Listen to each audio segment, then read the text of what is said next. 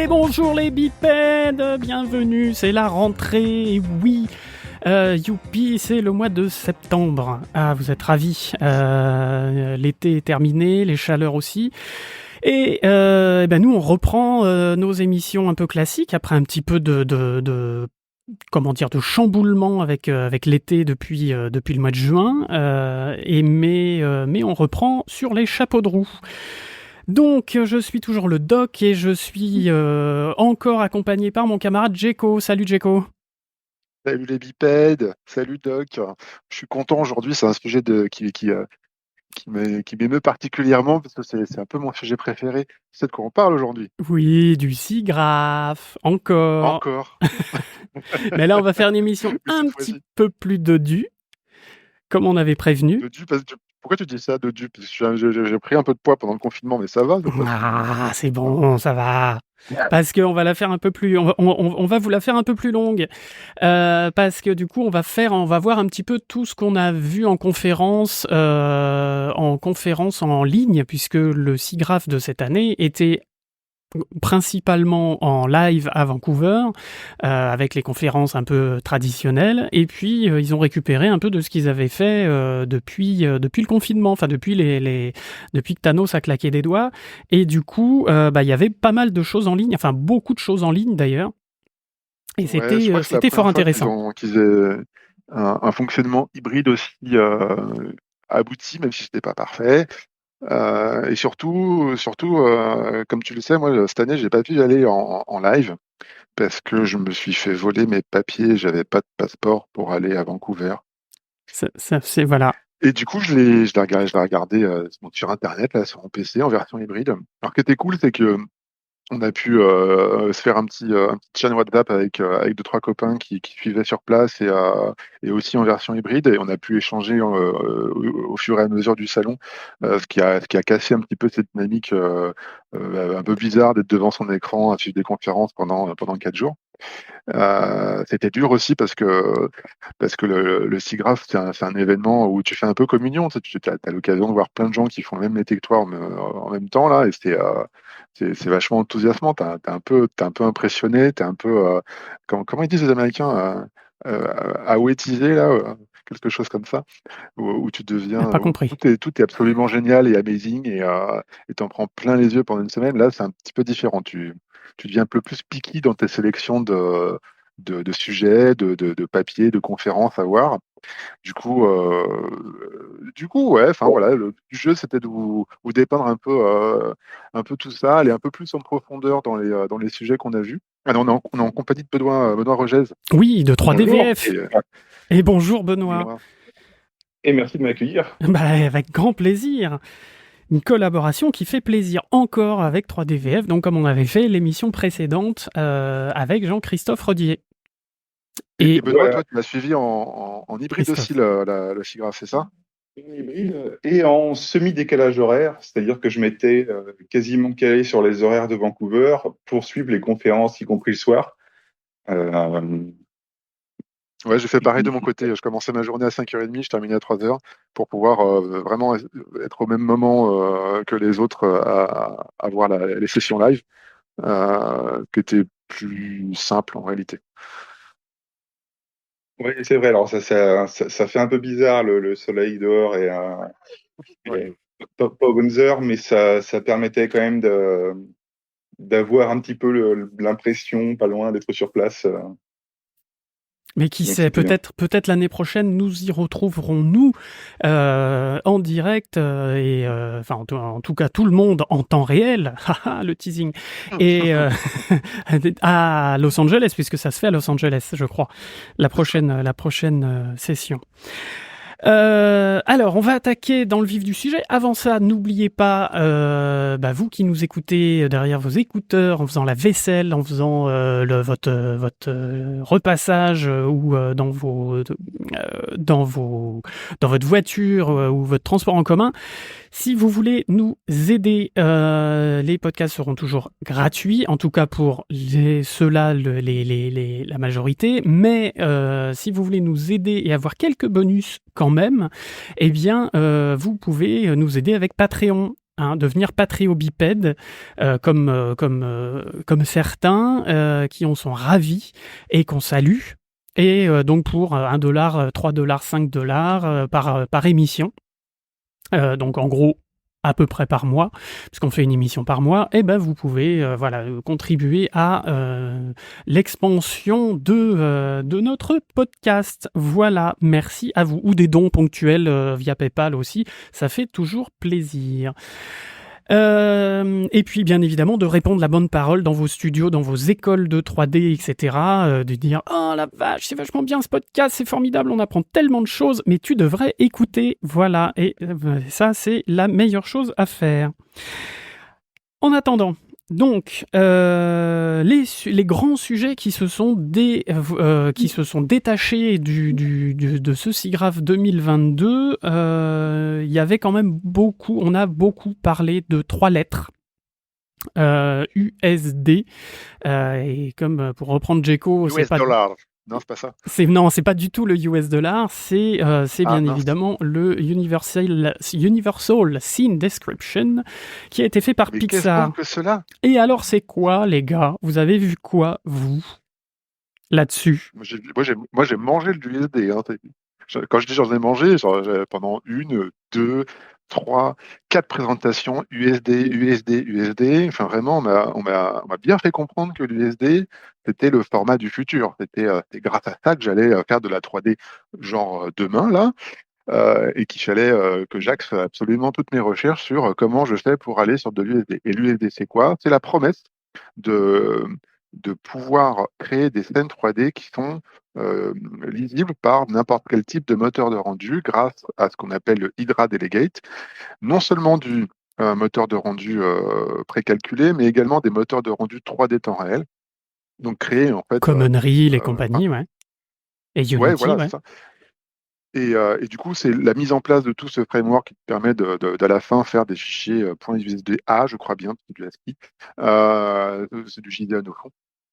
C'est du et ben, quoi? c'est en train de se mettre en Attends. place. Oh là là là là là là. Des fichiers ASCII, tu sais pas ce que c'est des fichiers où c'est écrit avec des vraies lettres, pas du D'accord, binaire voilà. que tu peux pas lire. C'est des fichiers que tu peux lire quand tu l'ouvres avec Notepad++ ou je sais pas quoi, là, Word. Tu vas lire des mots qui veulent rien dire, c'est du code un petit peu, pareil, du JSON, enfin, je veux dire, tu fais de l'informatique, tu sais de quoi je parle, mais... Oui, mais je ne suis pas le seul à t'écouter. D'accord, mais bon, il faut pas être impressionné par ça, quoi. Bon, par contre, tu as parlé de Hydra. Un fichier où tu vas avoir des... Pardon, je vais pas rentrer dans la technique tout de suite. Désolé. Non, mais parce que tu as parlé de Hydra Delegate. Alors, attends, moi, Hydra, Hydra, c'est Heil Hydra, c'est où il est, Captain America, là-dedans. De Thanos tout à l'heure, du coup, Hydra Delegate. Ouais, en fait, Hydra, c'est un moteur de rendu à la base. Quand tu utilises les technos USD, à un moment donné, tu es en capacité de créer des fichiers qui sont mangeables directement par ce moteur de rendu. D'accord. Pixar a fabriqué cet USD-là, c'est-à-dire cette façon de décrire une scène en 3D, avec un graphe spécifique avec ses dépendances. Et ça peut être mangé directement par le core système de Hydra. Et en fait, voilà, quelque part, Pixar, quand ils ont commencé à fabriquer cette chose, ils se sont dit la 3D, c'est la 3D, tu as des assets 3D, des mèches, des polygones qui sont décrits dans un fichier binaire. Puis à côté, tu as des textures. Puis à côté, tu as des déclarations de matériaux. Le matériau, il fonctionne comme ci, comme ça, etc. etc. Et puis ensuite, tu as dans le fichier un endroit où c'est écrit l'objet numéro 1, il va là, en X, Y, Z, avec tel matériau. L'objet numéro 2, il va là, etc. Puis tu décris ta scène, tu fais tes setups, etc. Et en fait, ça, là, ce morceau de fichier empaqueté, c'est lisible par un moteur de rendu qui s'appelle Hydra. Et en fait, le Hydra Delegate, c'est que tu rends la possibilité à un autre moteur de rendu de lire la même chose. Donc, je sais pas, je m'appelle, je vais dire une connerie, mais je m'appelle Véret. Et si Véret sait lire de l'USD à travers du Hydra Delegate, il est capable de rendre une scène qui aurait été faite directement chez Pixar. Modulo, les petits trucs un peu custom que ça vient faire les gens de chez Pixar, mais grosso modo, c'est la promesse. La promesse de se dire que si tu utilises au quotidien un moteur de rendu, tu peux passer à un autre en claquant des doigts. c'est le cas de le dire. En gardant Mettre la le même fortuné, scène, tout ça. etc. Mais c'est un petit peu Ouais, ce que ouais, c'est. ouais. C'est un petit peu ce que promettait l'alambic ou non, qui avait été C'est fait pas par nouveau en Pixar, si je dis fait. pas de conneries. Mais très clairement, alors déjà, ce sont des évolutions. Au fur et à mesure, Pixar a mis des couches, des briques technologiques pour aboutir à l'USD. L'USD est devenu ensuite un format qui avait vocation à être publié chez tout le monde et utilisé par tout le monde. Et, euh, et grosso modo, là, on est en train de prendre le vent au moment où il existe. Euh, Ce qui va nous permettre, nous, en tant que fabricants d'assets 3D, ou fabricants de scènes 3D, ou d'autres choses, de travailler avec d'autres personnes. Typiquement, un studio de VFX a tout intérêt à récupérer les fichiers dans un format qui ne demande pas 15 ans à reformater dans son workflow, dans ses méthodes de travail. Euh, ou une boîte a tout intérêt à pouvoir récupérer des fichiers qui ont été faits par un freelance avec un DCC obscur tel que 3ds Max et un moteur de rendu chelou tel que je ne sais pas quoi, Arnold, pour ensuite pouvoir faire quelque chose de correct sur Maya avec Corona, je ne sais pas, je dis n'importe quoi, mais et à terme, pourquoi pas utiliser un moteur 3D temps réel comme Unreal ou Unity avec les mêmes assets sans modification fondamentale qui permettrait de garantir la fabrication d'une image sans modification extrême. Alors, ça ne garantit pas un rendu un pour un. C'est-à-dire qu'une image qui sort d'un moteur de rendu, potentiellement, ne sera pas exactement la même si elle sort d'un autre moteur de rendu. Eu égard aux équations qui fabriquent la lumière, à la façon dont les matériaux sont gérés, Les au rebonds de denoiser qui est un lumière, peu les machins. différent, etc., etc. Mais en tout cas, ta scène, elle est lisible. Et ça, en soi, juste ça, c'est vachement bien. C'est Ouais, vachement ouais, bien bien parce que sûr. ça te permet de créer des scènes 3D interopérables. Et ça, c'est de la qualité quelque part. Et ça permet de travailler ensemble sur des scènes compliquées. D'accord. Oui, Donc ce qui était pas le cas jusqu'ici, que ce Benoît, ouais. soit entre logiciels ou entre studios, ça posait de gros soucis. Et la promesse là qui était faite aussi grave, c'était aussi l'idée donc, puisque comme USD à la base c'était fait par Pixar, ils ont pensé ça pour de l'animation traditionnelle. Et là, la promesse, notamment du côté d'Epic Games, euh, on en parlait avec Marc Petit en interview qui est disponible sur la chaîne YouTube, c'est que l'USD va arriver aussi dans tous les outils temps réel avec des améliorations adaptées et qu'on pourra utiliser potentiellement en même fichier dans tous les usages. Mhm. D'accord, donc Epic Games qui fait le moteur Unreal. Et alors, il parlait aussi alors donc justement du moteur temps réel, enfin des moteurs temps réel, etc. Et en plus, en extension, pourquoi pas le métaverse. Et donc l'Internet de demain où tout le monde aura des lunettes sur la gueule et ira serrer la louche virtuellement à tout le monde, ou casser la gueule sur Twitter.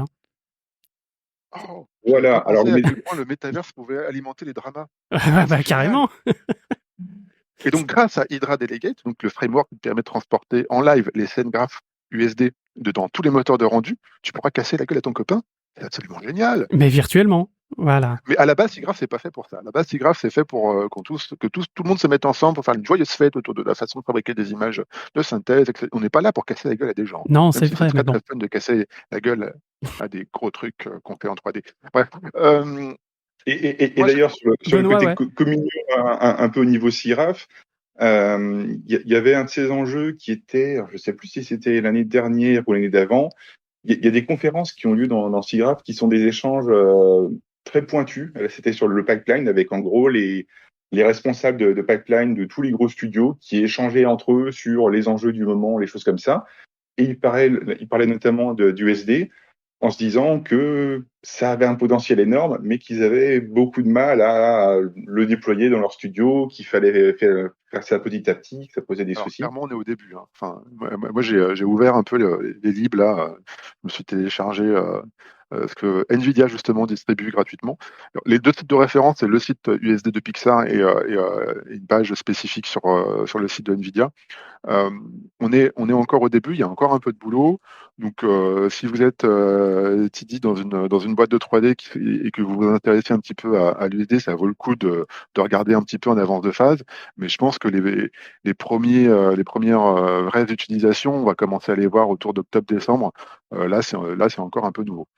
Mais ouais, enfin, Mais Grosso pourtant, modo, il y a pas de révolution importante, si ce n'est que tout le monde est d'accord pour aller vers l'USD. Il reste de la géométrie, de l'instancing, des matériaux, des lumières, des caméras, des systèmes de coordonnées, et peut-être du point cloud un petit peu. Ça, c'est des choses que vous connaissez déjà, donc et, ça va. et dont on a parlé d'ailleurs, parce que là, justement, il y avait une conférence aussi de Dylan Sisson qui est de Pixar, qui est artiste technique chez Pixar et qui en général présente les dernières nouveautés de Renderman. Et là, justement, il parlait, c'était la même conférence qu'il avait fait à Annecy, dont on avait parlé d'ailleurs dans une des émissions qu'on avait fait sur Annecy. Écoutez-les, elles sont intéressantes. Justement, il parlait que l'USD était implémenté dedans, mais qu'il y avait encore beaucoup de travail à faire dans justement le système de fichiers USD pour qu'il soit justement universel, etc., comme tu disais. Mais en tout cas, il en parlait dans cette conférence. Mais c'est marrant Et, parce que ça rentre complètement en équation avec d'autres méthodes qui te promettent un universalisme au niveau, une standardisation au niveau de la façon de stocker des données. Moi, je pense vachement MDL quand tu parles de ça, la façon d'écrire des matériaux. D'accord. Je crois que c'est Mental Image qui avait créé ça au démarrage. Et en fait, quand tu mets tout ça dans la même boîte et que tu secoues un petit peu, ça fait des chocs à pic. Non, mais c'est vrai. C'est-à-dire que si tu manipules ces objets-là comme on le fait en programmation, juste des objets qui sont agnostiques et indépendants du système qui va les utiliser derrière, ça peut que marcher. Et vraiment, aujourd'hui, tout le monde est d'accord pour le faire. Donc, on va y aller. On va tous faire de l'USD À fond les baleines. à plus ou moins long terme. Pour l'opérateur au quotidien, ça va pas changer grand-chose. Aujourd'hui, un opérateur Maya qui travaille la manière dont il travaille aujourd'hui et la manière dont il travaillera quand l'USD sera déployé partout, ça va pas changer. Par contre, en termes de gestion de scène derrière, ceux qui manipulent des scènes avec des gros volumes ou qui travaillent avec des équipes avec un nombre de personnes importantes, ça va être génial, ça va simplifier notre vie.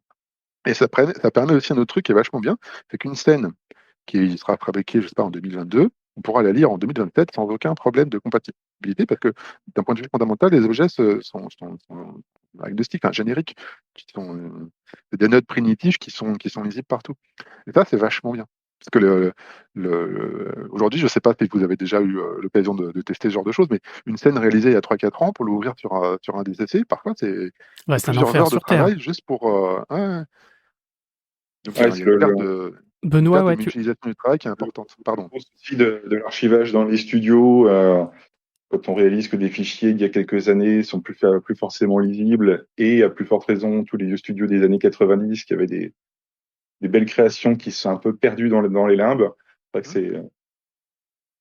Alors Après, après, Parce que quand tu as un gros travail qui a été effectué, tu es super content, puis en fait, un jour, tu as besoin de le réouvrir parce que finalement, tu as le budget pour faire un nouveau film et tu veux réutiliser l'asset qui a été créé par Benoît il y a c'est 15 ans, foutu. ça peut être dur. Ça peut être très, très dur. Après, c'est une promesse. C'est vers là où il voudrait tendre. Moi, ça me rappelle, c'est marrant, à une lettre près, ça me rappelle l'USB de Universal Serial Bus, là, qu'on a sur nos téléphones, sur les portables et tout ça, pour les prises, en fait. De dire une seule prise pour les gouverner tous. C'est pas encore ça, hein. C'est pas encore tout à fait ça. D'ailleurs, il ne cache clairement pas pendant la conférence vers un métaverse ouvert, avec notamment Epic Games qui était là. Il y avait toute une partie sur attention, USD, pour que ce soit compatible avec le temps réel, il va falloir ajouter ça. Et là, Très c'est clairement, génial parce qu'en fait, t'as Attends, Epica qui est laisse arrivé avec sa finir Benoît, laisse finir Benoît. Vas-y. il y a une conscience de tous les gros acteurs du marché. Oui, c'est vers ça qu'ils veulent aller, mais il y a du travail et voilà, ils le cachent pas, ce qui pour le coup est bien. C'est que clairement, voilà, les jalons qu'il y a à faire sont posés et ça permet d'avancer. Tant mieux, bah écoute, il y a donc à surveiller de extrêmement près et à tester, à essayer. Alors apparemment, d'après ce qu'on avait vu un petit peu à Annecy et puis là au SIGGRAPH, tous les éditeurs de DCC, donc de logiciels qui permettent de faire des images 3D, donc pas que les Maya, mais alors je sais pas si on va aller jusqu'à Revit, mais pourquoi pas. En tout cas, les Unreal, Unity et compagnie, tout cela se compatibilise avec l'USD. Donc, et le fameux Lama, les matériaux Lama, c'est quoi tout ça? Ah, je vous ai perdu là. Alors c'est une bonne question. Material X, Ah, Material X, pourquoi t'appelles ça Material Lama? parce que c'est la boîte qui les a fait. C'est l'entreprise qui les a lancés. Ouais, je tease, je fais un peu le gars qui sait pas, et en fait, c'est le gars qui sait. Mais c'est si je dis pas de bêtises, hein, normalement c'est ça. Et en fait, c'est l'USD des matériaux. T'as deux innovations qui se tirent la bourre un petit peu, qui sont Material X et MDL, et dont l'objectif est de créer un format qui vient stocker du matériau, quoi. Donc BRDS, BSRDF et texture, etc., pour proposer des trucs le plus PBR possible. Je vais parler en français, pardon. Oui, s'il te plaît. Donc, des matériaux qui soient physiquement plausibles ou physiquement réalistes avec leur définition de comment ça répond à la lumière. Et alors je ne savais pas que Material X, tu avais une boîte derrière qui s'appelait Lama.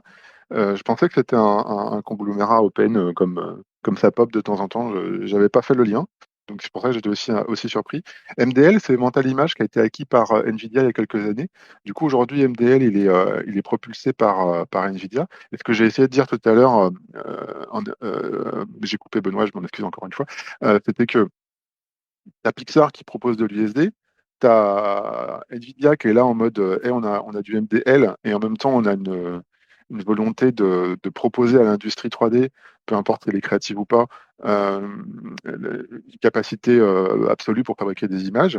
Et du coup, tiens, ça pourrait rentrer dans notre système qui s'appelle Omniverse, qui est encore un nom pour exprimer un certain nombre de méthodologies.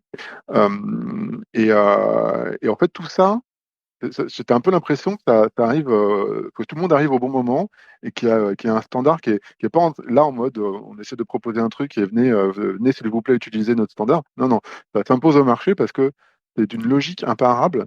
Si tu le fais pas comme ça, tu restes tout seul dans ton univers, et du coup tu partages pas avec les autres. Alors ça peut être une valeur ajoutée. Très clairement, tout à l'heure tu citais une problématique qu'il y a peut-être avec certains studios de VFX qui n'ont pas envie de filer leurs données à d'autres studios de VFX, parce qu'ils peut-être que la valeur, elle est dans la data, hein. Euh, sauf qu'aujourd'hui, la valeur, elle est aussi dans le partage absolu de toute la donnée. Parce que grâce à ça, tu fais avec des scènes de plus en plus complexes, des images de plus en plus impressionnantes, et il y a que en partageant l'effort que tu arrives à ton but. Et tout ça pour rebondir sur Material X et MDL, je sais pas.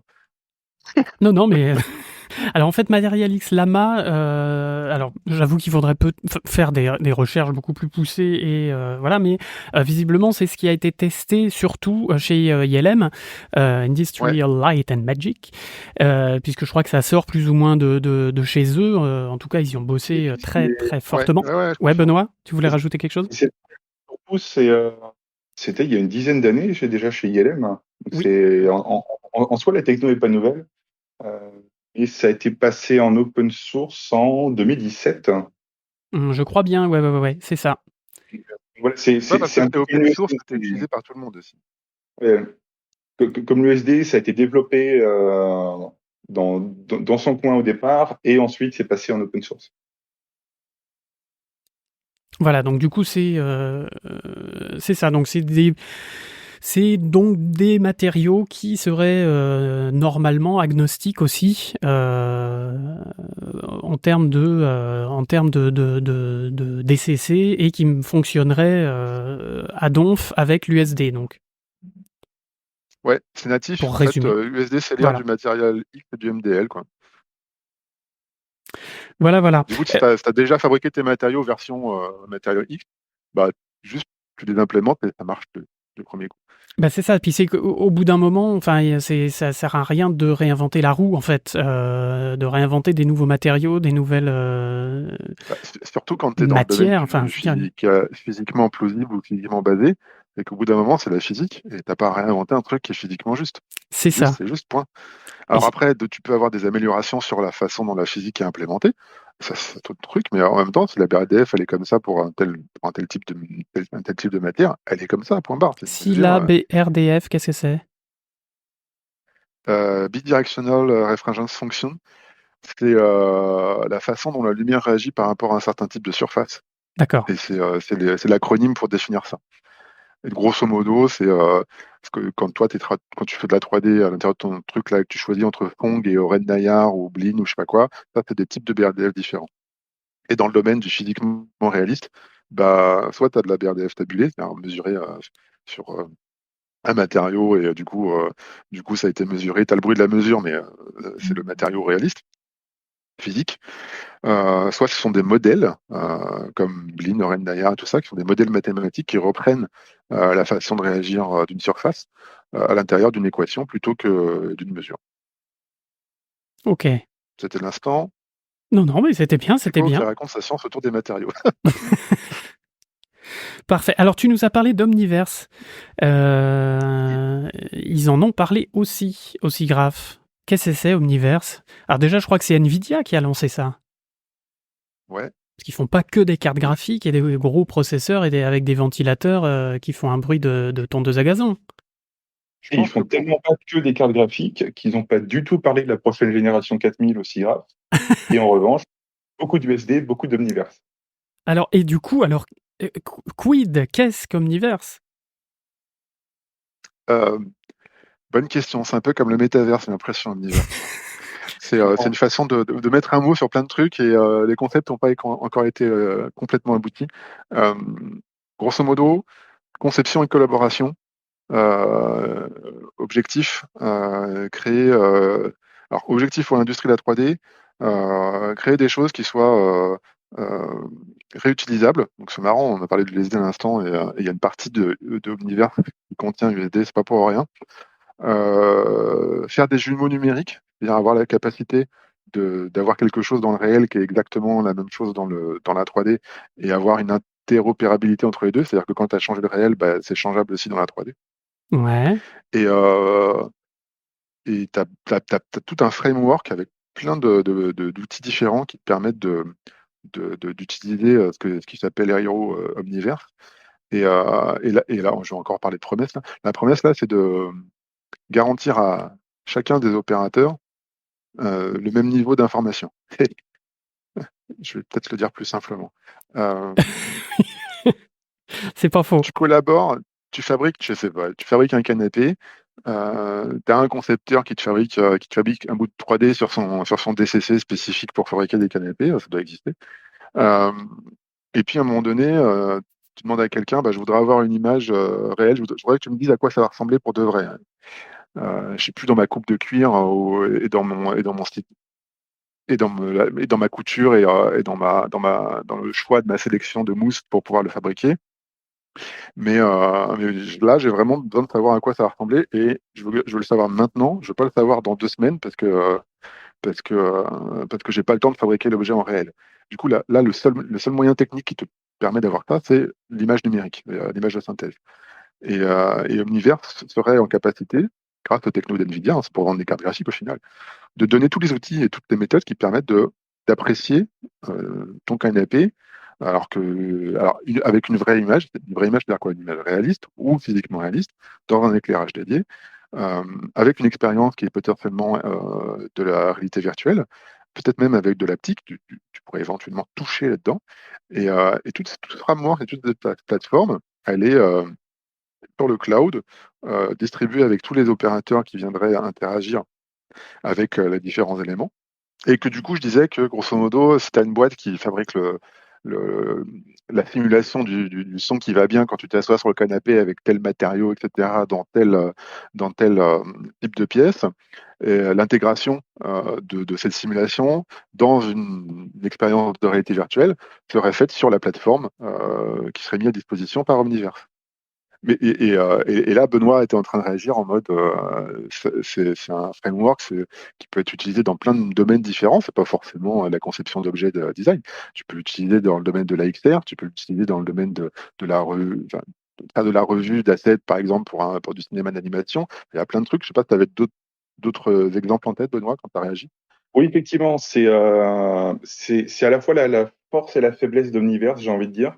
La force, c'est qu'il y a vraiment énormément d'usages. La faiblesse, c'est que du coup, comme c'est très généraliste, il peut y avoir une difficulté à savoir quand on est dans un métier donné, ce que ça va donner. Concrètement, si je suis Amazon, que j'ai un nouvel entrepôt et que je veux y mettre des robots révolutionnaires, je peux créer mon unité en 3D sur Omniverse, mettre des robots virtuels parce que Nvidia fournit la plateforme pour décoder pour coder des intelligences artificielles, ce genre de choses sur Omniverse.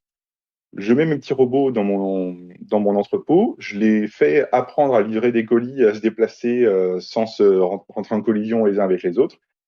Et une fois que j'ai fait ça, bah, je prends tout ce qui a abouti en termes de données et je transfère ça dans le monde réel sans avoir à refaire tous les essais. D'accord, donc c'est une virtualisation d'un projet pour le faire plus tard en vrai, quoi. En Voilà, prenant le pour le moins de risques possible. Ouais, voilà. et en ayant la capacité de le partager au maximum. Et Ouais, ça, c'est segmenté en un minimum de 4 chapitres d'outils, qui est la partie création. On en a parlé tout à l'heure, hein, c'est la fabrication de la l'ATN, c'est l'USD. La partie visualisation, tu as des moteurs de rendu spécifiques à Omniverse, qu'ils soient temps réel ou pas. Une partie de développement, c'est ce que citait un petit peu Benoît, en mode tu peux développer des choses et fabriquer des API pour interagir avec tes objets 3D. Et une partie audio, où tu fais intervenir des intelligences artificielles pour générer des animations faciales ou utiliser une ressource audio d'une autre manière que prévu. Il y a plein de trucs différents à mettre en place. Et comme on est encore une fois au début, tellement de trucs imaginables qu'il va falloir expérimenter un petit peu. d'accord, mais on est d'accord Oui, que c'est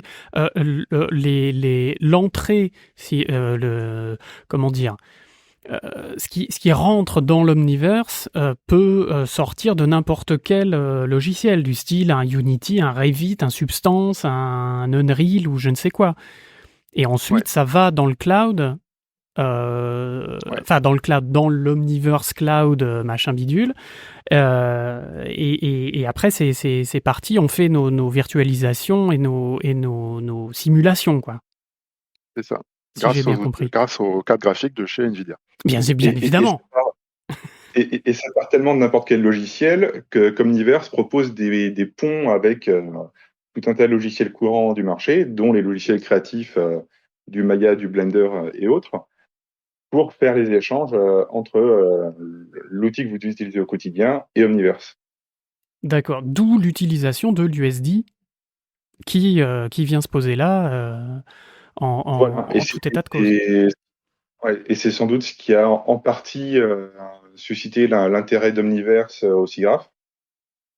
C'est finalement peut-être cette idée, quand on adopte Omniverse, on va pouvoir passer à USD sans avoir à, à se poser trop de questions et avoir de grosses difficultés. Mhm. Aujourd'hui, les difficultés, c'est comment tu fais la petite API qui va bien pour transformer ton fichier que tu as avec tes éléments créatifs à l'intérieur en quelque chose de visualisable directement chez ton utilisateur. Euh, Pourquoi aujourd'hui on a besoin de plateformes comme Netflix ou Prime Video pour diffuser de l'animation? C'est bien parce que le studio d'animation n'est pas en capacité de faire ça. Pourquoi aujourd'hui on ne fait pas d'expérience scénaristique en 3D temps réel? C'est bien parce qu'on n'a pas les moyens de le réaliser. Nvidia, je vous rappelle, hein, ça vend des cartes graphiques. Donc en fait, elle est en train de nous donner tous les outils, tout le framework possible pour qu'on puisse créer les médias de demain, en fait. Et en même En temps soi, c'est assez. et en même temps qu'on ne Pardon. puisse plus se passer des cartes graphiques Nvidia.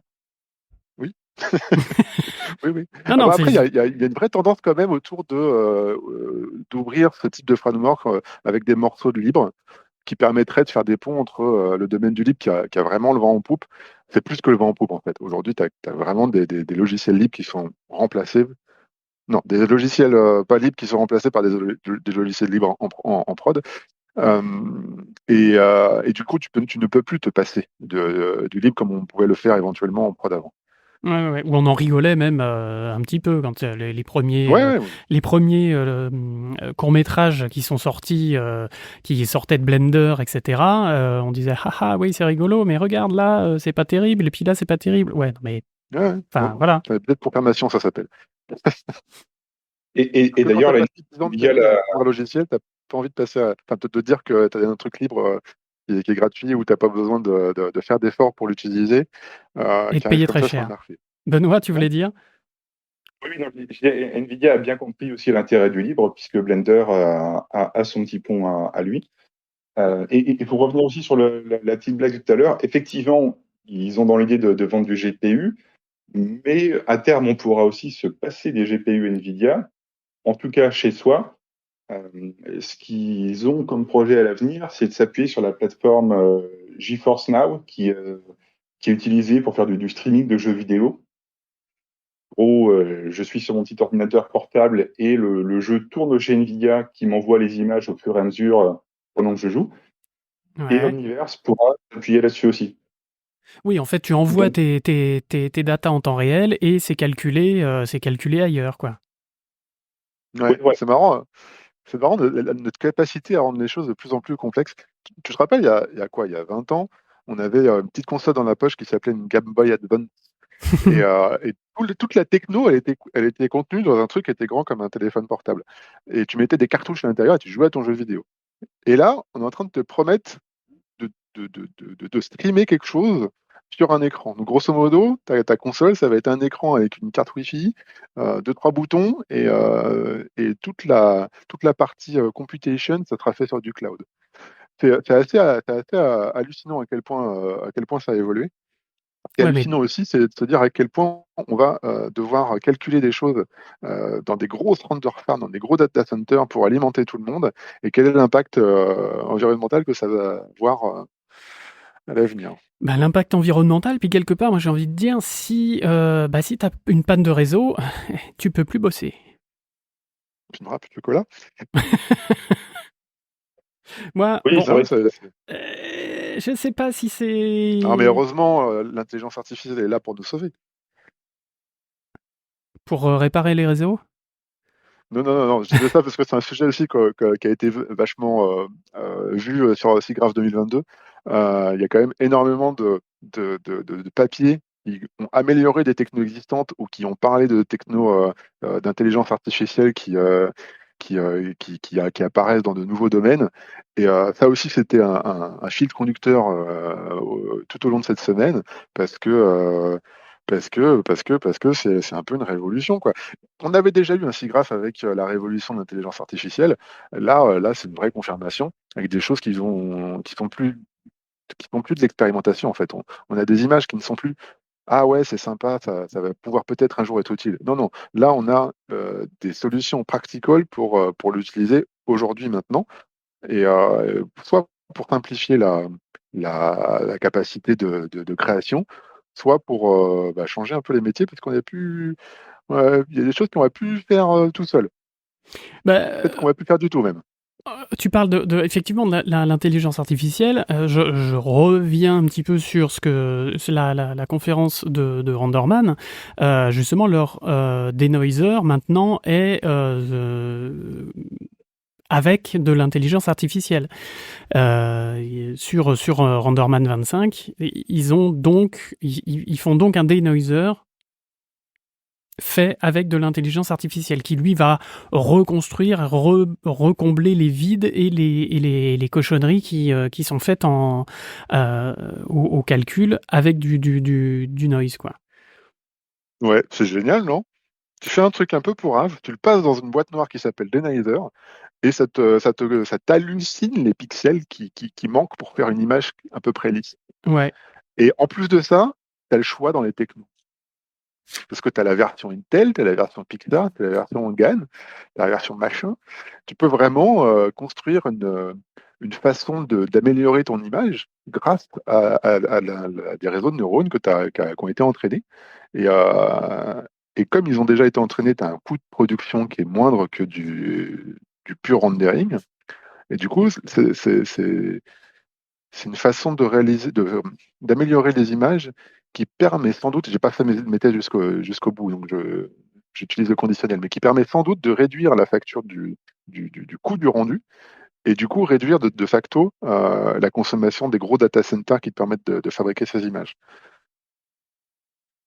Du coup, quand tu conjugues ça avec l'intelligence artificielle, tu te dis, tiens, il y a peut-être une solution là-dedans. Alors, il faut le mettre en équilibre avec la demande qui va aller de manière croissante, mais quand tu vois la qualité des images qui sortent d'un DALL-E, d'un Midjourney ou DALL-E 2 ou autre chose, tu te dis que Qu'est-ce d'ici que c'est ça? 2-3 ans, tu sais, les petits, comment ça s'appelle?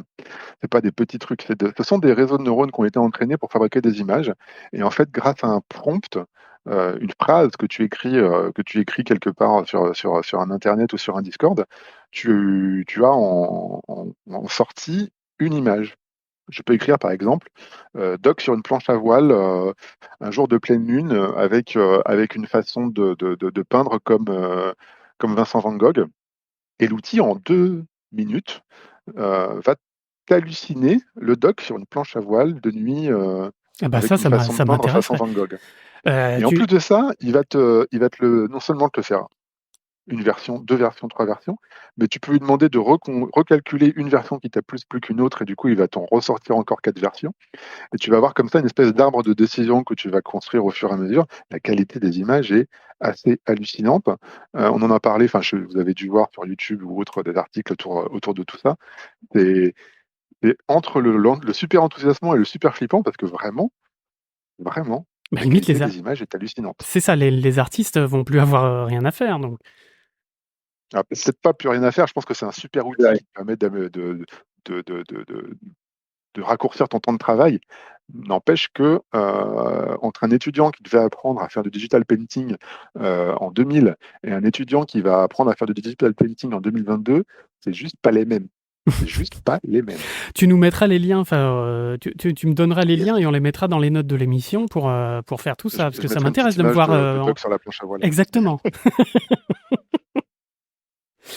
Alors après, c'est de la techno qui est super intéressante, qui a des grosses possibilités et qui en même temps soulève pas mal de questions d'un point de vue éthique et même légal, parce que donc c'est des technos qui ont été entraînés sur des images. Ouais. La question c'est quelles étaient ces images? Est-ce que du coup le fait que ça se base sur ces images-là, il n'y a pas un lien de causalité? Est-ce qu'il faudrait pas rémunérer les créateurs? Il y a la question finalement, vu que tout ça, vu que l'image finale sort d'un algo, qui a les droits dessus? Est-ce que c'est la personne qui a tapé sa petite phrase je veux doc sur un vélo dans le style du Spider-Man de Sony? Est-ce que c'est les créateurs de l'IA? J'ai Est-ce que des images. c'est personne? Et quand je dis personne, ça peut vraiment se poser. Du côté US, en termes de copyright, il y a eu des cas par le passé où la justice a tranché en disant bah non, il n'y a pas d'intervention humaine, il n'y a pas de copyright. Bah, comme l'histoire du Euh, singe qui avait pris un selfie, là. et puis voilà, avec un singe qui avait emprunté l'appareil photo d'un photographe quelques instants, qui avait appuyé sur le bouton sans faire exprès, et le photographe avait essayé derrière de monétiser l'image, de garder le copyright, et on lui avait dit bah non, désolé, vous n'êtes pas l'auteur, et en fait, il n'y a pas d'auteur. Tout l'argent L'image. revient au singe. Qu'est-ce qu'il va en faire? Non, je crois qu'il y a effectivement l'image. Mais je me demande si elle n'est pas tombée dans le domaine public, du coup, cette image. Il me semble que ça a fini comme ça, ouais. Et donc, il y a cette problématique-là, et il y a aussi le fait que on a vu, là, il y a une semaine ou deux, il me semble, émerger une plateforme de ce type, mais qui proposait spécifiquement de faire des images dans le style en prenant des artistes connus, des concept artistes, des choses comme ça. D'accord, mais c'était Et, une IA, donc il faisait ça. oui, Alors, voilà, c'était une IA, mais on dans le peut style dire, 2, bah ça voilà, veut dire que l'IA, elle a été entraînée avec plein d'images qui ont été réalisées par ces artistes. Elle a sans doute halluciné plein de nouvelles images basées sur ces styles graphiques. et se pose la question, qui est-ce qu'on paye? Et Ouais. aujourd'hui, le modèle économique, c'est un abonnement pour avoir accès à des jetons d'utilisation de l'IA. N'empêche que les styles graphiques de ces personnes, bah, genre c'est leur propriété intellectuelle quelque part. Mais comme ça n'a pas été réalisé par eux, mais par l'IA, vide. Donc ça va être un peu sympa. Alors aujourd'hui, les IA que j'ai vues, tu me détrompes Benoît si je dis des bêtises, mais ne produisent que des images fixes. Moi j'ai hâte de voir des images animées, hein. Alors, Ça, on peut faire des animations avec certains systèmes. Et j'en avais testé un qui permettait de faire ça, notamment qui travaille avec des systèmes de variation, comme tu évoquais un peu plus tôt, et qui en fait prennent l'image qui a été générée pour générer la suivante. Donc, on peut faire Alors, on j'ai peut vu deux imaginer des trucs animations. vachement bien d'ailleurs. J'ai vu des espèces de cinémagraphes. Tu sais, t'as l'image de Doc sur sa planche à voile, sauf que la mer bouge. Et du coup, t'as une espèce de gif animé où tu vois la mer qui bouge et du coup, ça donne un cinégraphe un peu sympa. J'imagine une IA peut assez facilement extraire les éléments qui peuvent bouger d'une image et du coup créer des cinémagraphes plus facilement. J'imagine que des gens comme Instagram ou autres ont déjà planché sur ce genre de sujet. J'ai vu aussi un travail d'un motion designer qui a repris des choses qu'il avait faites avec Midjourney pour créer une petite animation. Et le résultat était assez top parce que il a donc sorti des images, découpé ces images, mis des éléments de plan différents à l'intérieur d'After Effects, fait sa petite vidéo et en moins de temps qu'il n'en faut pour fabriquer un concept, il avait un truc qui était tout à fait potable. Donc en fait, en termes de capacité de production, j'imagine que ce type de techno va nous faciliter un petit peu la vie dans la partie créativité. Mais ça veut aussi dire que tout le monde est créatif. Parce Bah, que c'est l'IA qui se charge de faire les choses. bah, c'est ça. Alors, est-ce que ce sont les gens qui sont créatifs ou est-ce que ce sont les IA qui sont créatives? C'est la grande question. Après, Toc. il y a aussi des approches intermédiaires. Là, je pense à Gaugan de NVIDIA, Gaugan. Si vous tapez ça dans Google, vous allez tomber sur l'outil directement. Ouais. Qui propose un petit outil de création de paysage où en fait on va non pas dessiner le paysage, mais ce à quoi il devrait ressembler. On dit là je veux une montagne avec un pinceau grossier d'une couleur. Là je veux de la mer en mettant une autre couleur. Et puis on lui dit bah voilà transforme ça en image qui est assez esthétique et en lui donnant un style et il va créer quelque chose derrière. Donc on a Ce qui serait finalement une rigolo, c'est alliance de l'humain et de la machine. ce qui serait rigolo, c'est d'entraîner un réseau de neurones pour qu'il réagisse par rapport à ce que toi, en tant que personne, tu lui dis. Donc en fait, il est habitué à toi, et du coup, il te réalise l'image en fonction de tes goûts à toi. Et quand tu penses que y a des gens comme Alibaba et Google et Pinterest qui travaillent sur ce genre de techno, tu te dis bientôt, elle est géniale ma phrase. Sans doute un jour, on va avoir des pubs adaptées à ce qu'on aime, dont la création aura été faite par une IA et pas par un poussif CG artiste directement sur Illustrator ou je ne sais quoi. Et du coup, il y aura plus, enfin, il y aura un domaine du job qui va disparaître littéralement. Bah, bienvenue dans Minority Et pour, Report. ouais, un peu. Et pour reparler du GAN, qui est une façon de fabriquer des réseaux de neurones particulières, moi j'avais expérimenté un truc qui permettait d'halluciner des images entre des images.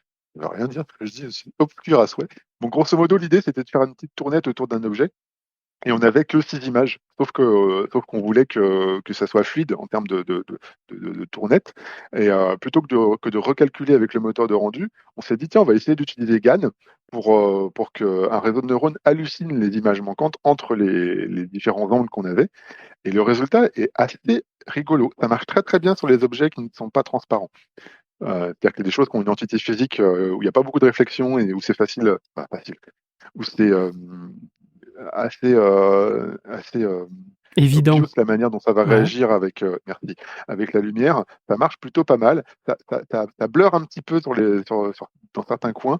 Ça pète un petit peu là où il y a vraiment pas d'information dans l'axe de vision d'une caméra, mais ça remplit les trous. Et je me dis, dans des sites web, genre qui vendent des sneakers ou des trucs où tu dois tourner un peu autour pour essayer de comprendre à quoi ça sert, c'est le genre de techno qui peut être directement utilisé, mais tout de suite, littéralement.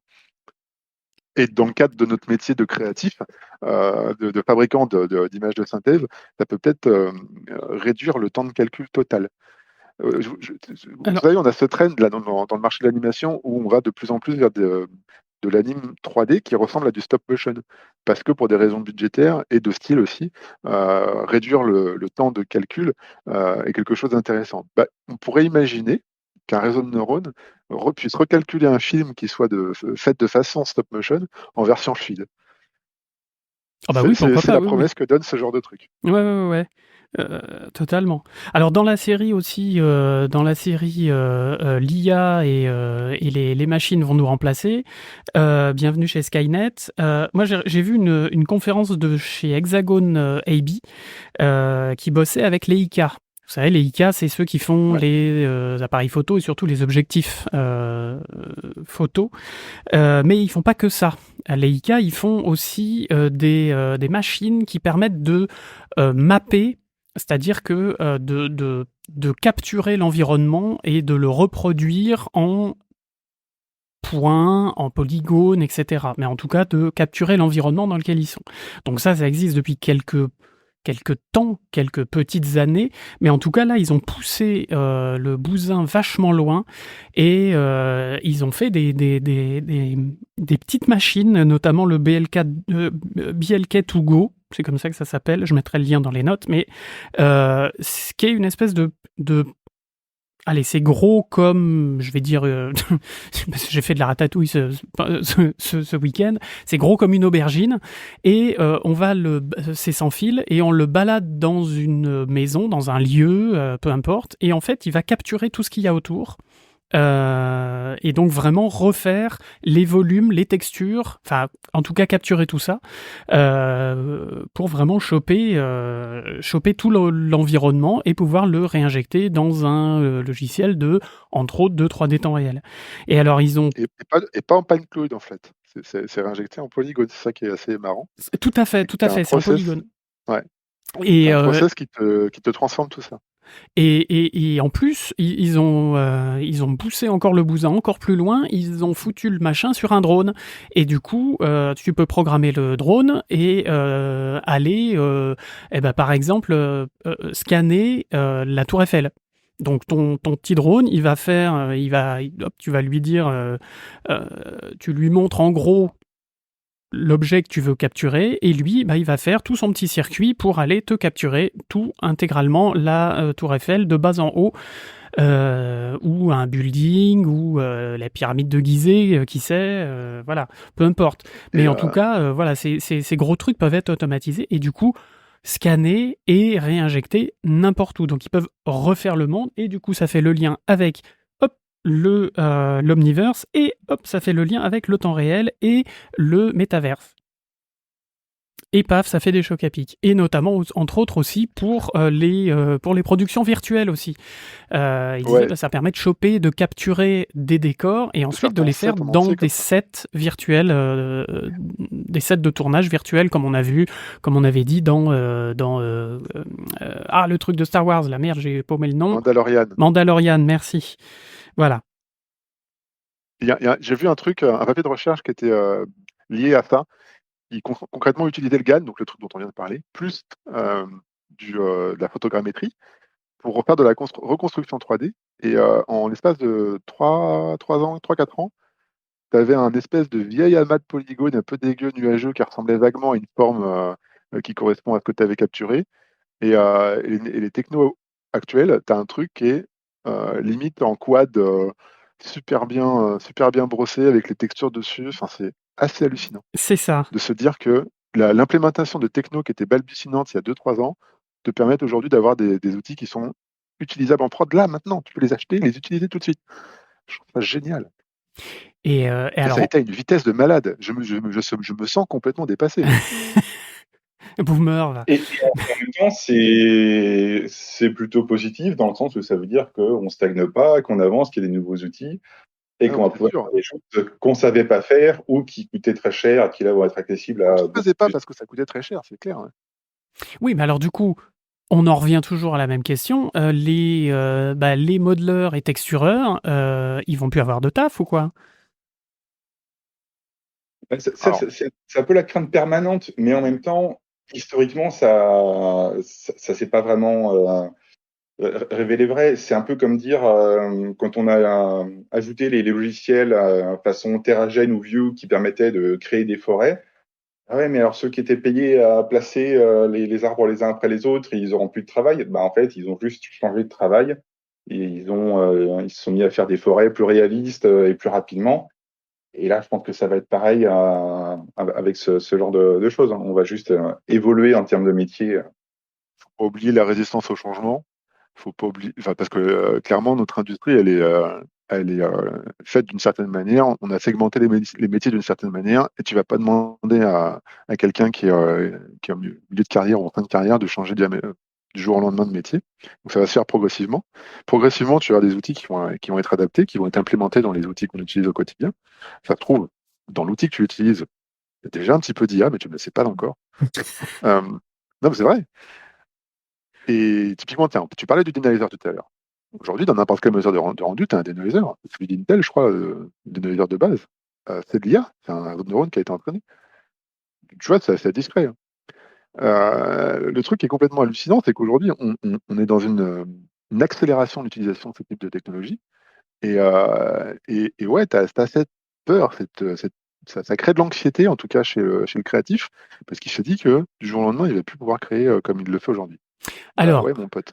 Mais en fait, c'est le cas depuis le début de l'industrie de l'image de synthèse. Tous les 3 4 ans, il y a un shift qui s'opère. Il y a peut-être eu un petit ralentissement à un moment donné, mais clairement, les choses changent et il faut s'adapter. et en même temps, grâce à ça, ça va permettre de ne pas, comme on a dit tout à l'heure, de réinventer la roue, c'est-à-dire de refaire, par exemple, si on a imaginons, je reprends mon exemple de Tour Eiffel, de remodéliser la Tour Eiffel, mais si on veut faire une Tour Eiffel qui s'est cassée la gueule ou qui est envahie par les plantes ou je ne sais quoi, bah, du coup, il va falloir de toute façon modéliser les plantes. Si on veut lui faire une évolution futuriste de cette tour Eiffel, ben on peut avoir cette base sans avoir à la refaire, juste en l'ayant scannée une fois, on la met dans une base de données, enfin dans une bibliothèque, et on la récupère. Pour faire les modeleurs et les textureurs auront aussi du boulot à faire pour tout ce qui est utopique, dystopique, etc. C'est sûr. C'est sûr. Puis de toute manière, l'IA, ce qu'elle va te permettre de faire, c'est d'aller plus vite. Il y aura toujours un petit peu de travail à faire manuel. Il y aura toujours un petit peu de, comment dirais-je, d'artistique à apporter. Parce que les choses automatiques, elles sont évidentes. Ce qui est moins évident, c'est de créer des choses qui soient différentes.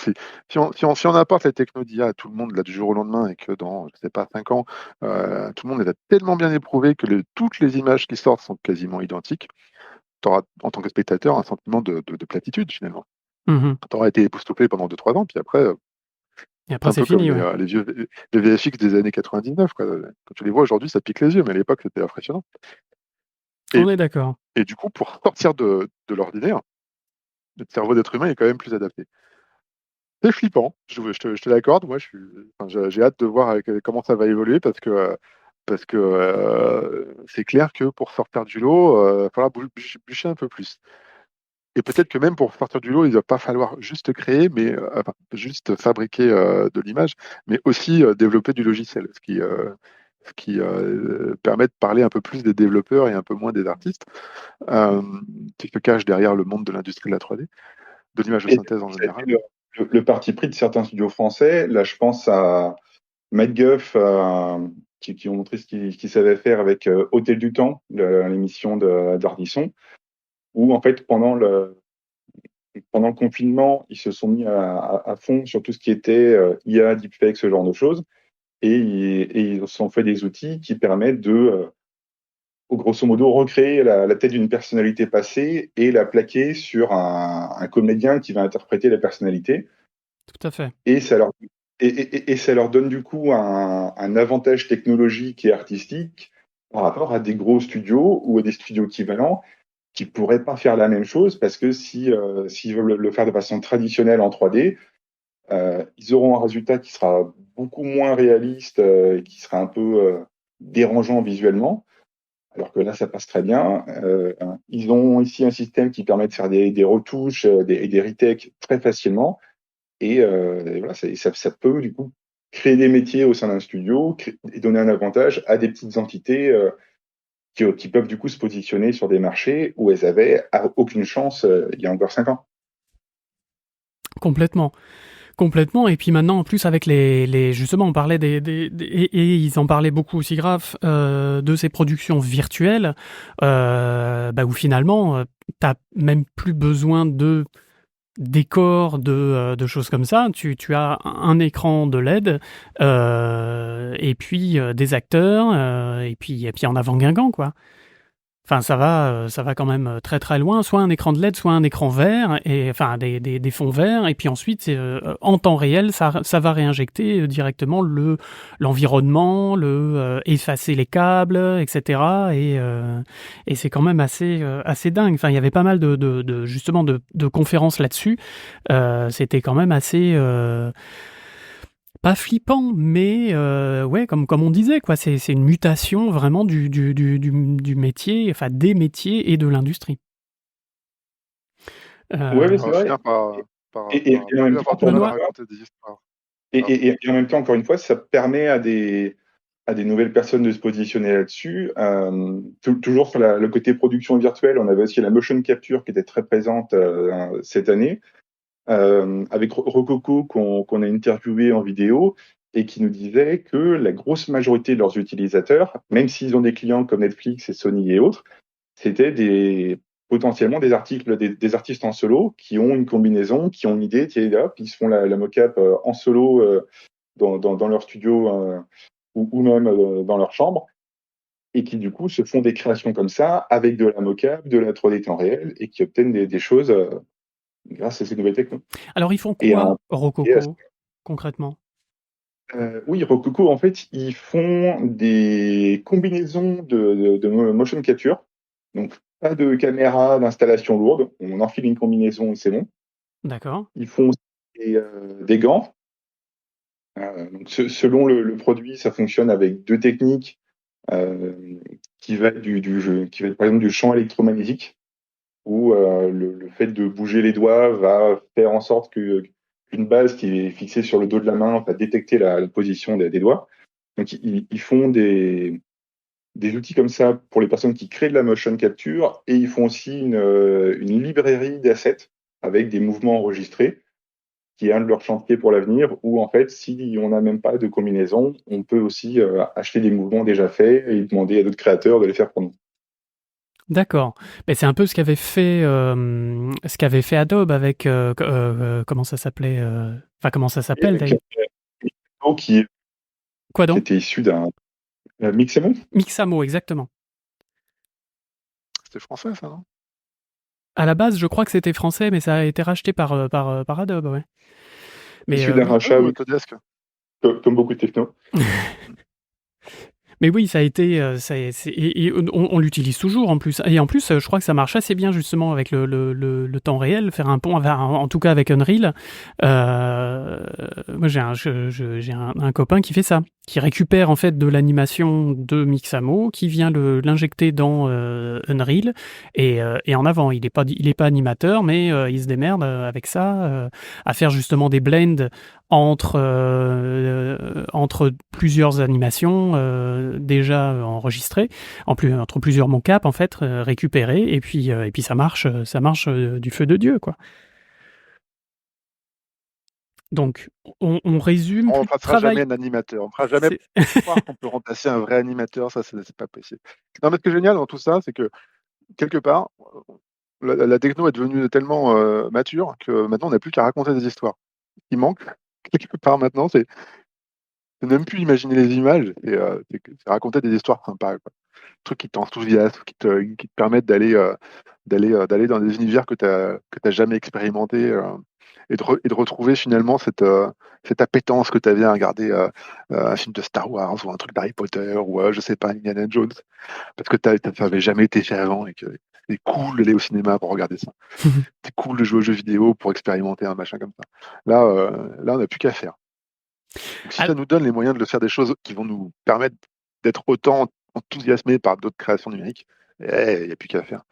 Pourquoi pas? Alors, on parlait des animateurs qui vont plus avoir à faire grand-chose. Alors oui, il y avait aussi sorti des animations déjà préenregistrées, mais si tu veux te la jouer animateur, mais sans être animateur, il y avait dans le Real Time Live qui était une espèce de grand...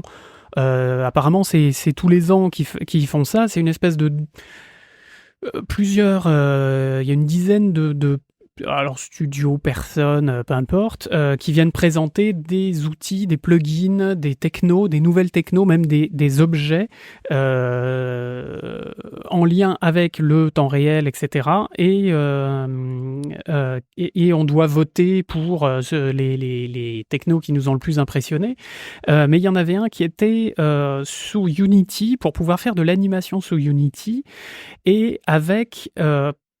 comment dire, il y avait un personnage qui avait un rig, une espèce de rig un peu classique, mais qui permettait, quand on bougeait par exemple le joint de la main, quand on allait le bouger et avancer la main, eh ben ça allait bouger tout le reste du corps et en fait donner une posture équilibrée juste en bougeant un seul contrôleur, parce que le reste était calculé justement, et on y revient encore, par une IA et par un espèce de moteur physique par rapport à une gravité, par rapport à un équilibre du corps, etc. Donc tout ça était déjà genre calculé derrière en fait, et venait se rajouter, se surajouter juste au fait de déplacer un contrôleur du bras, du bassin, etc. Donc bouger la tête, bah d'un coup, si tu faisais tourner la tête, bah ça faisait tourner aussi un peu le torse, un petit peu le bassin et très légèrement les genoux, par exemple. Automatique. Genre tu bouges un petit morceau de bones là et automatiquement, et parce que tu l'as bougé dans un endroit un peu chelou, automatiquement la totalité du corps va bouger pour que ça soit un peu plus réaliste. Exactement. C'est vachement bien. Et du coup, ça crée des équilibres qui restent dynamiques quand même, ou ça fait un truc. À la fin, ça donne une anime un peu bizarre, non? Non, alors ça fait des pauses. Dans l'animation, c'est bien aussi, ça donne du dynamisme. Ouais, mais ça faisait des pauses beaucoup plus naturelles. Par exemple, ils avaient ça marchait. Alors, ils faisaient ça avec des bipèdes, pas nos auditeurs, mais bien évidemment des personnages avec deux pattes. Mais ils montraient ça aussi avec des quadrupèdes. Je sais pas s'il y a des quadrupèdes qui nous écoutent. Bref, c'est pas grave. Et du coup, bah, ils prenaient un quadrupède et puis dans un chien, et puis ils disaient, bah, regardez, je prends l'os du bassin, donc le root, et puis je le mets par terre et je le mets vraiment par terre et je le déplace un petit peu latéralement. Bah, en fait, ça faisait rouler le chien, et le chien se mettait dans une position avec les pattes qui tombaient au sol, et disait, bah, regardez, hop, je le fais regarder dans cette direction-là, et en fait, vraiment tout se positionnait presque naturellement, comme un pantin animé avec un rig dans la réalité. C'est ça. Il y a des choses que tu peux pas faire parce que justement tu as des contraintes mécaniques réelles. Et là, ça se faisait directement dans ton système. Voilà. Et alors là, ça se faisait relativement naturellement, et enfin vraiment naturellement, et en plus sans avoir besoin de passer 1 heure sur ta pose pour que le mec il soit assis avec une jambe posée, tu vois, une jambe croisée, quoi. Voilà, il y a quand même basé sur un réseau de neurones en plus. Basé sur un réseau sur le squelette ou les muscles. Exactement. Donc c'était assez impressionnant, et le mec faisait ça en 2-2, pouf pouf, regardez, je prends la jambe, je la mets là, je prends le bras, lui je lui fais regarder là, et d'un coup t'avais une pose extrêmement réaliste, sans mentir, en 20 secondes, quoi. Donc c'est génial pour tout ce qui est réaliste. Par contre, dès lors que tu veux faire de l'anime super dynamique avec des personnages qui ne sont pas réalistes, du coup il faut passer par une méthode manuelle, et je suis sûr que le métier d'animateur n'est pas terminé. On aura toujours besoin d'animateurs, on aura toujours besoin de gens qui fabriquent des choses qui sortent de l'ordinaire, et qui te permettent d'avoir tes yeux qui sortent de ces orbites et ton cerveau qui dégouline de ses oreilles tellement c'est beau. Mais c'est quand même cool d'avoir des technos qui nous facilitent un petit peu la vie, et je suis sûr que tous les étudiants, tous les gens qui se mettent à ce type de métier, comme ils vont utiliser ces nouveaux outils qui vont leur faciliter l'apprentissage, assez rapidement, ils vont créer des images encore plus époustouflantes que ce qu'on a pu faire dans le passé. #boomer. Oui. Et je pense vraiment que c'est comme ça qu'il faut le prendre. C'est pas dans l'optique la 3D est finie, inscrivez-vous à Pôle emploi, Les artistes sont morts. mais plutôt dans l'optique, va y avoir plus de possibilités. Le temps qui était passé à ajuster la position d'un personnage qui s'assoit pour que ça qu'il ait pas l'air d'avoir toutes ses articulations brisées, ben, on n'a plus besoin de le faire, on va passer à ajuster la pose derrière, puisqu'évidemment avec ce système, on peut l'ajuster. Et voilà, plus de possibilités. Pour revenir vers Omniverse, le système de audio to face qui permet de faire du lip sync à partir d'audio, qu'est-ce que ça veut dire? Ça veut dire que concrètement, toutes les étudiants, les étudiants qui nous écoutent, qui font pas de dialogue dans leur court métrage, est-ce que ça demande trop de travail? Peut-être que c'est envisageable maintenant de faire ça avec un lip sync automatique et de le prendre en compte. Ouais, moi je vois ça comme vraiment une extension des possibilités. Et de la même manière que la production virtuelle, ça veut dire aussi que si on a un plan en extérieur à tourner avec une voiture, ben on va pas passer une journée en Normandie à faire des allers-retours sur un segment de route parce que chaque fois qu'on veut refaire un plan, ben, il faut remonter 500 mètres en arrière toute la machinerie. Non, on peut faire ça dans un studio et en une demi-journée, c'est bouclé et on passe le temps créatif ailleurs. Complètement. Complètement. Donc c'est vraiment ça donne finalement de l'espoir justement comme disait Djeko par rapport à la narration et parce qu'on se plaint un petit peu que les productions, les Netflix et compagnie, oh là là, point de vue narration, ça commence à être un peu lourdeau et un peu comment dire feignant. Bah là maintenant, on n'aura plus d'excuses pour ne pas faire du narratif, quoi. Et on Ouais, pourra oui, plus tout à se fait. cacher derrière la techno et en disant ouais mais vous comprenez, ça coûte beaucoup d'argent, c'est très long à faire et c'est ouais non mais c'est bon, la machine fait tout ça pour toi, arrête de nous prendre pour des jambons. Et c'est aussi d'avoir des productions plus souples, de gérer des petits accidents. Là, je vais refaire le lien avec la motion capture. Une des publications que je trouve assez intéressante, c'est Disney qui travaille sur de la mock-up avec de la barbe. Ouais. Grosso modo, actuellement, quand on fait de la capture de visage, l'idéal, c'est de raser la personne qu'on veut capturer, parce que capturer les poils, on ne sait pas faire et on ne sait pas détecter la peau dessous. Et justement, Disney a travaillé sur un système qui va partir d'une pose neutre du visage et estimer à la louche quelle est la forme du visage dessous, et ensuite va prendre en compte les mouvements de la barbe pour en déduire les mouvements du visage qui sont dessous. Ce qui C'est veut dire que ouf. ma star d'Hollywood, qui est barbue pendant tout mon film, j'ai pas besoin de faire la motion capture soit avant, soit après. Je peux faire ça pendant, sans avoir à raser ma star. Incroyable. Parce que raser une star, ça coûte cher. Oui, et des fois, on peut pas le faire, comme on l'a vu avec un certain Superman il n'y a pas si longtemps. Ah Là, c'était oui, drôle ce truc-là. la fameuse le moustache gate. Grosso Voilà. modo, le mec était filmé avec une moustache et on a retiré sa moustache en utilisant une armée d'infographistes qui a fait du rotoscoping, c'est ça? Voilà, en fait, c'était donc Henri Cavill qui était reparti sur un autre tournage sur lequel il avait une moustache.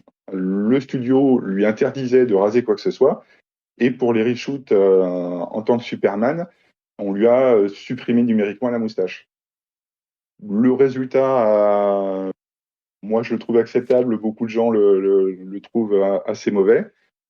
Peut-être que du coup, avec ce genre de techno de motion capture, on aurait eu un peu plus de subtilité sur la lèvre supérieure.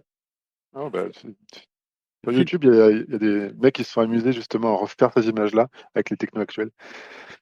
Je mettrai le lien, comme d'habitude. Oui, je crois que ça marchait même limite mieux.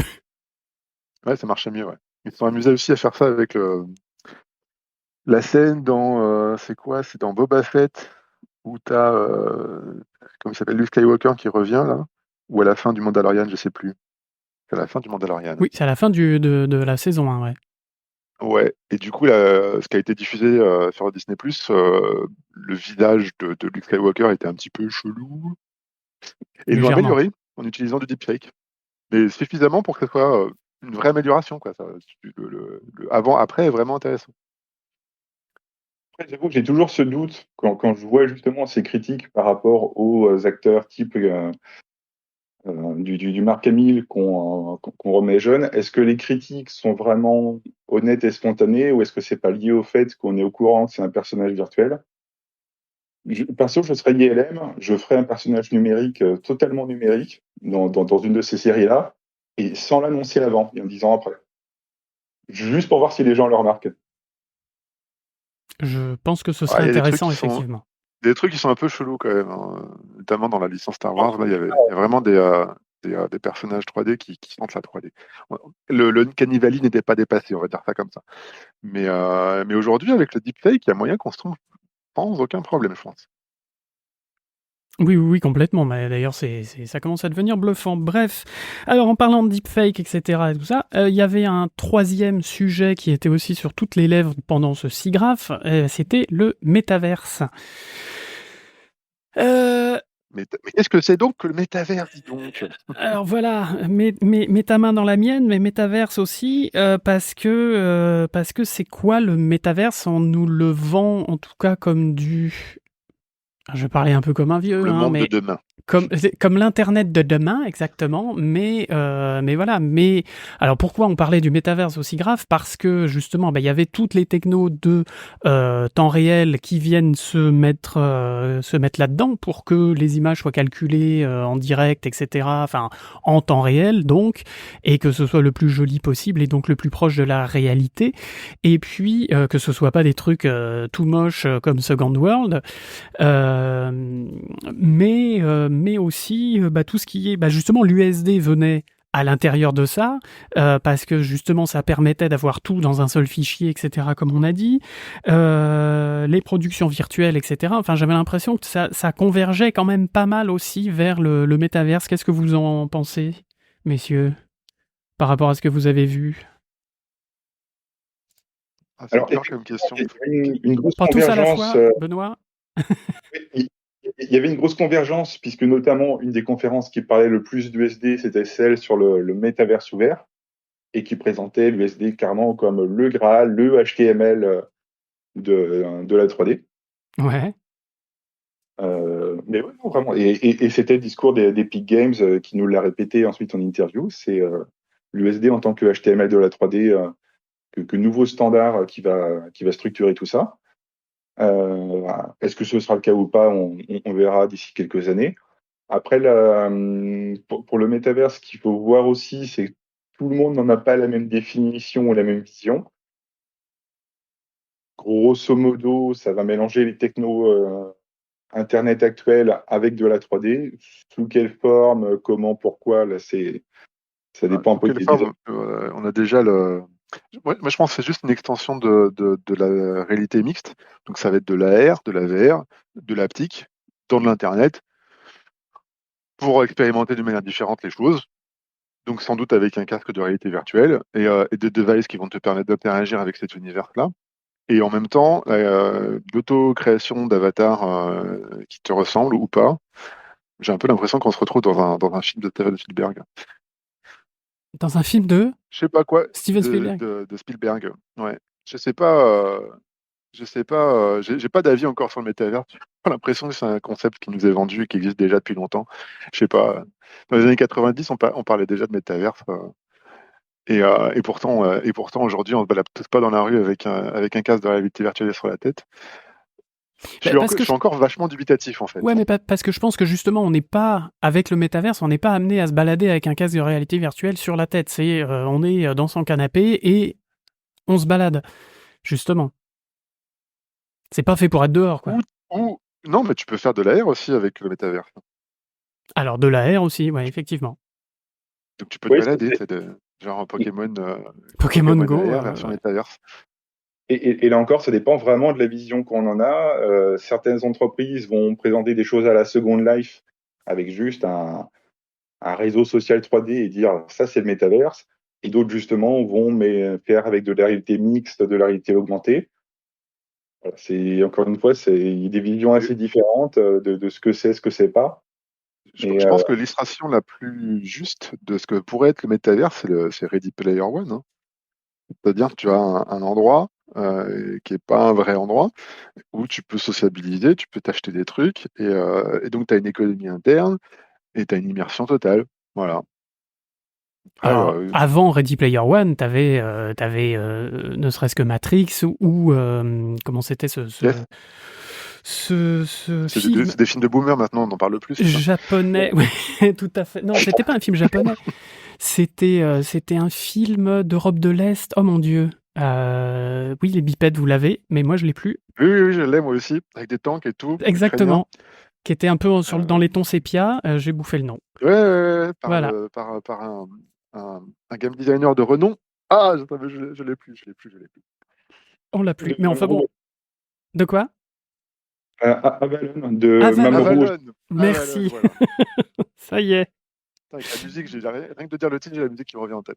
Mais oui, oui, oui, non, mais voilà, c'est l'idée du métavers, c'est déjà là depuis très longtemps, en tout cas en science-fiction, enfin dans les romans, etc. Mais oui, elle commence à prendre forme, mais voilà, quelle forme, comme tu disais, Benoît, c'est vraiment quelle forme. Et là, justement, j'ai l'impression qu'il y avait que tout le monde, tout le monde, en tout cas beaucoup d'acteurs qui étaient aussi graphes disaient regardez, nous on a une application dans notre techno, dans notre hardware ou dans notre software ou dans notre philosophie, et ben on a une bonne partie, une bonne grosse partie métaverse, comme chez Disney, chez Pixar, ils disaient aussi on va pouvoir faire des trucs où vous mettez votre casque sur la tronche et puis vous pourrez vivre des aventures avec May de Turning Red et puis avec Buzz l'éclair, etc. Et des aventures interactives dans lesquelles vous serez vous acteur, etc. Et dans le métavers, vraiment. On a, on a des gens qui sont capables de créer des univers en 3D qui ne demandent que ça. On a les technos qui existent. Alors oui, on voit encore les pixels, mais en même temps, elles existent et elles sont assez sympas. Euh, je ne sais pas si on a beaucoup de médias qui sont fabriqués, qui sont capables de, de s'appeler métaverse ou Xverse, ce que tu veux.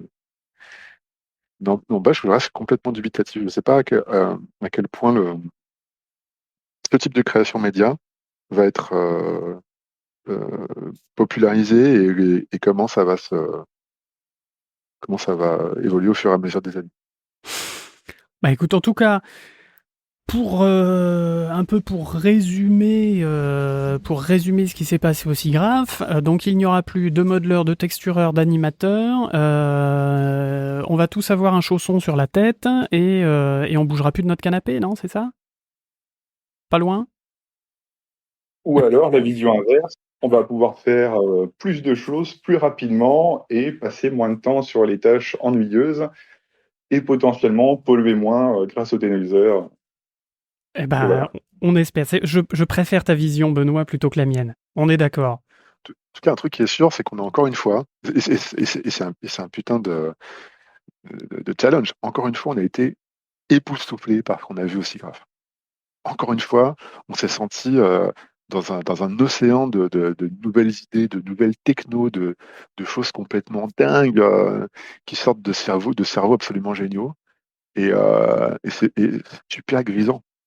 C'est super grisant.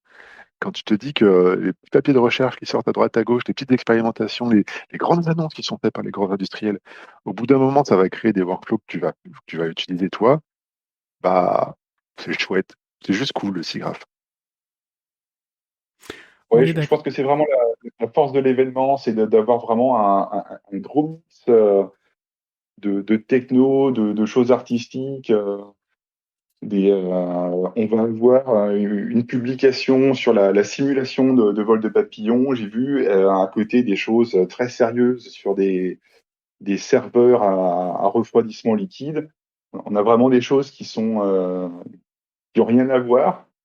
Et c'est vraiment toujours l'occasion d'avoir un bon aperçu de ce qui se fait dans tous les domaines côté 3D.